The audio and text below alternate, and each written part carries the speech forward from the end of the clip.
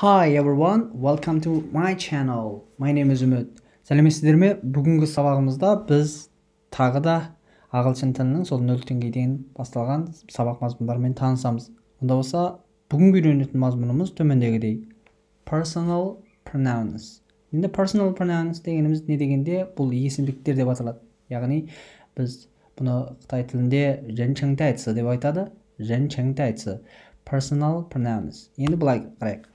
Онда олар қайтылады. A pronoun is a word that is used instead of a noun. Бұл негізі етістіктің зат есімнің орнында қолдануға болатын дегенді білдіреді. Жалпы біз бұндағы мақсат біз мыналарды егерсек қана болды. Олар мені I деп айтады. Ағылшын тілде мен дегенде I дейді. Ұл бала ол he деп айтады. Ұл бала ол he. Қыз бала ол she. Жануарларға қолданатын ол it. Мына үшеуінің мағынасы бірдей, ол деп аударылады. Бірақ біз қазақ тілінде парықтау үшін, оны есте берік сақтау үшін біз бүйтіп айтамыз. Ұл балалар қи ояды, сондықтан he. Қыз балалар she тоқиды, сондықтан she. Ит екенсің, ит деп үйреніп алсақ, есімізде жақсы қалады. Онда болса, ұл бала ол he, қыз бала ол she, жануарларға қолданатын ол it. Енді they дегеніміз олар. Қазақ тілінде they дегеніміз олар. We деген біз. We дегеніміз біз. Ал you дегеніміз сен және сендер деген мағынасы бар. You сен, сендер деп аударамыз. You сен, сендер деген сөз. I мен, he ұл бала ол, it жануарларға қолданатын ол, заттар мен жануарларға қолданатын ол, they олар, you сен, сендер, she қыз балаға қолданатын ол, we біз. Қайталаймыз. I мен, he ұл бала ол, it жануарлар мен заттарға қолданатын ол, they олар, you сен, сендер, she қыз бала ол, we біз. Енді бұл бағана айтқан есімдіктеріміз осы. Бұл әрбір сөйлемде бәрімізге белгілі. Бұл бастауышты рөл атқарады.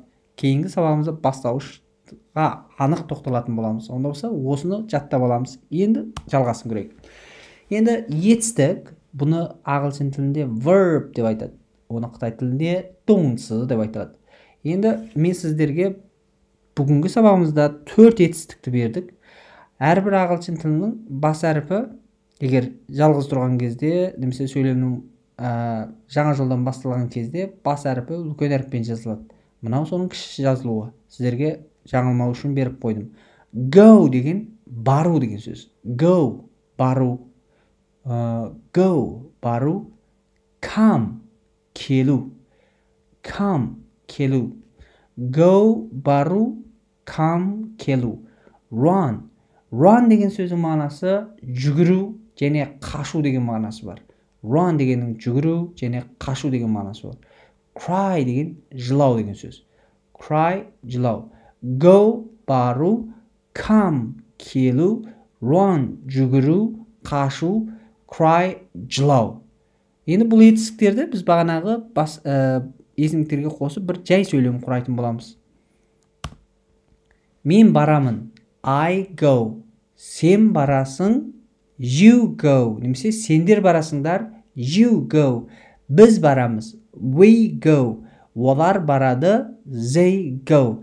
Мен барамын. I go. Бұл сөйлем енді жай сөйлем. Мен барамын. Бірақ қай жерге баратыны анық белгілі емес. Енді мен барамын дей салсаңыз, I go. Мен. Мен. Go. I деген мен. Go деген бару. Мен барам. I go. Сен барасың. You go. Сендер барасыңдар. You go. Біз барамыз. We go.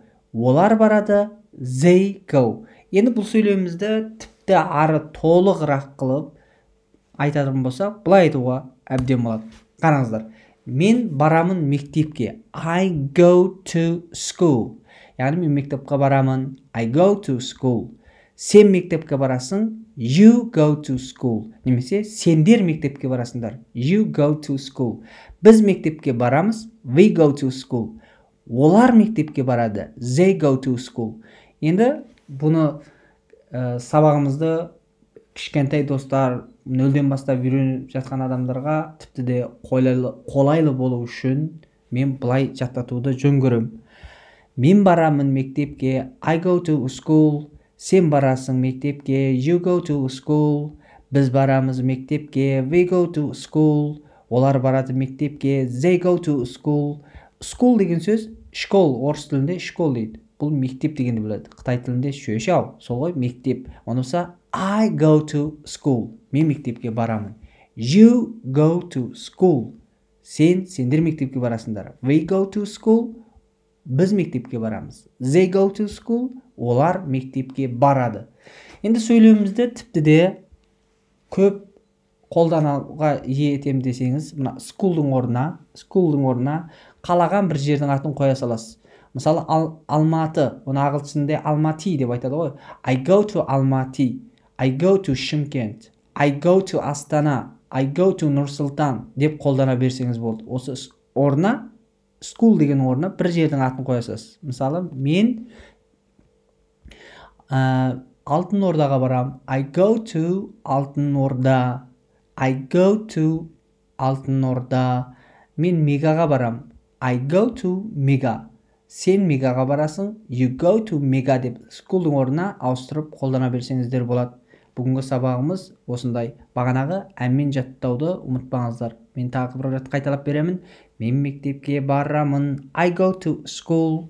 Сен мектепке барасың. You go to school. Біз мектепке барамыз. We go to school.